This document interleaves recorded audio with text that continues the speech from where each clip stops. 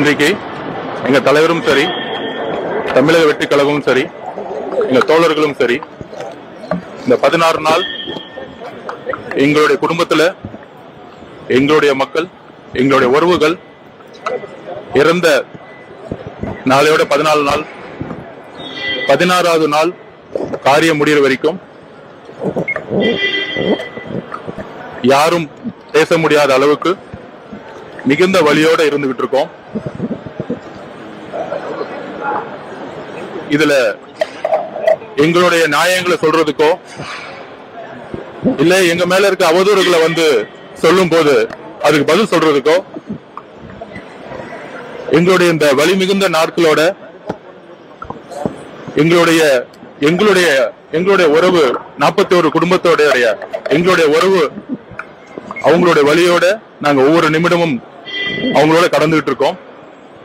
இந்த 16 நாள் காரியம் முடிகிற வரைக்கும் எங்க தலைவருடைய முடிவும் சரி, எங்களுடைய முடிவும் சரி, எந்த விதமான அரசியலோ இல்ல எங்க மேல ஒரு அவதூறுகளோ